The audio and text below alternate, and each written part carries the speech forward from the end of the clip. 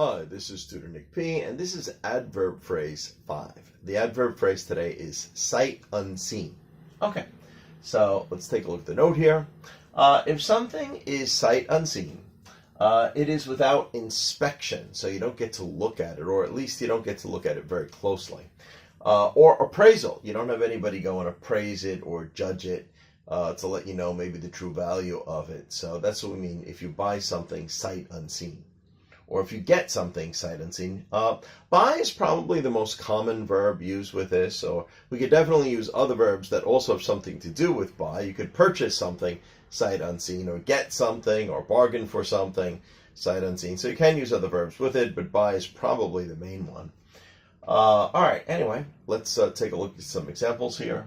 Never buy any property sight unseen. Yeah, I remember years ago when I was a kid, I think at that time they sold it through like magazines or something, and I remember they had like a commercial where they showed you on TV that people bought some land sight unseen, and then they found out the land was like in the desert or something like that. But today, of course, if somebody was buying some land far away, they may get to see some photos of it.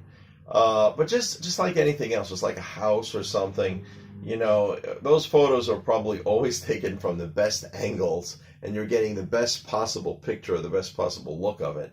So it still may not be what you think or what you imagine. So it's still kind of sight unseen because you haven't physically seen it. You haven't physically been able to really inspect it. So they always say that definitely, like with property or a house, never buy any sight unseen in that sort of sense.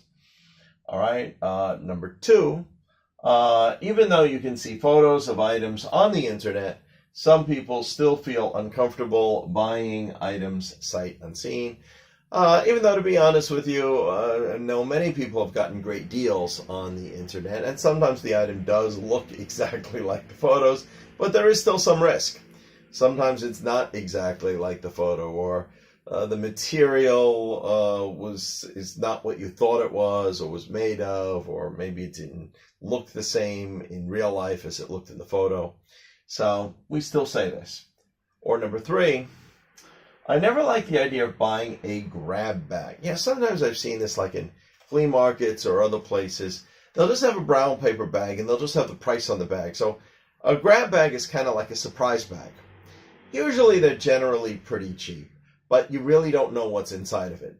I guess that's part of the novelty of it, that it's a surprise. It's a grab bag, so they'll just throw a bunch of probably cheaper items in there, and you get what you get. Hopefully you're satisfied with it.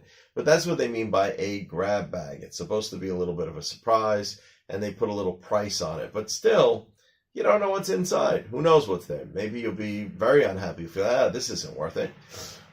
So let's read it again. I never like the idea of buying a grab bag because all the items contained inside are sight unseen. So you don't get to see them before time. It's meant to be like a surprise bag. Okay. Anyway, I hope you got it. I hope it's clear. Thank you for your time. Bye-bye.